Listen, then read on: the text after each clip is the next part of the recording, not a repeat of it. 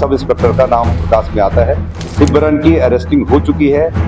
हमारे sub inspector जो अमित मौर्य हैं, ये अभी फरार चल रहे हैं। उनकी अरेस्टिंग के लिए 4 टीमें लगा दी गई हैं। दरोगा बना हैवान, कांपा कानपुर। वर्दी शर्मसार, इंसाफ कटघरे में।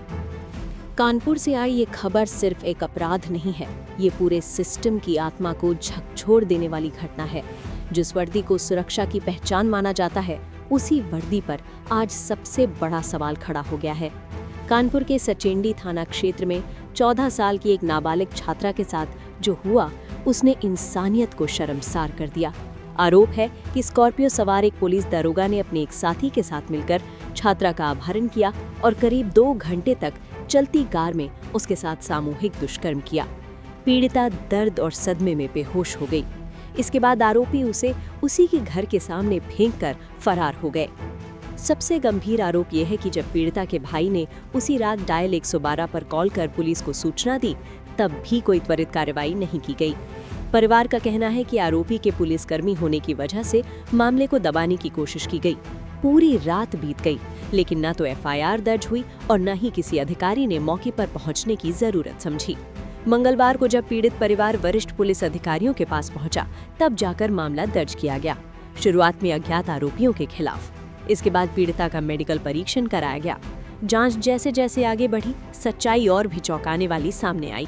पुलिस की आंतरिक जांच में एक दारोगा अमित मौर्य पर सीधे दुष्कर्म का आरोप सामने आया।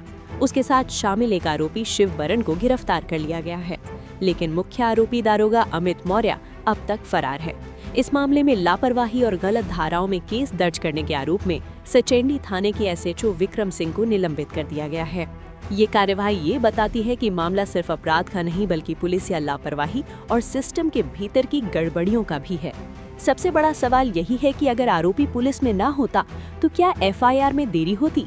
क्या नाबालिग पीड़िता को इंसाफ के लिए दर दर भटकना पड़ता? आज कानपुर में सिर्फ एक बच्ची नहीं टूटी है, आज भरोसा टूटा है, कानून पर, पुलिस पर और न्याय व्यवस्था पर। अब पूरे प्रदेश की नजर इस पर है कि फरार दरोगा की गिरफ्तारी कब होगी और क्या पीड़िता को समय पर निष्पक्ष और सख्त न्याय मिलेगा। इस पूरे मामले ने एक बार फिर ये सवाल खड़ा कर दिया है कि जब अपराधी खुद कानून का रखवाला हो, तो आम नागरिक कहां जाए। नाबालिग पीड़िता और उसका परिवार आज सिर्फ न्याय नहीं, सुरक्षा की भी गुहार लगा रहा है।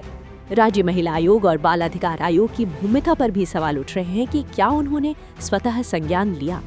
फिलहाल पुलिस का दावा है कि फरार दरोगा की तलाश के लिए टीमें गठित की गई हैं, लेकिन परिवार को अब सिर्फ भरोसे नहीं, ठोस कार्रवाई चाहिए, क्योंकि जब वर्दी डर का कारण बन जाए तो इंसाफ सिर्फ कागजों तक सीमित रह जाता है।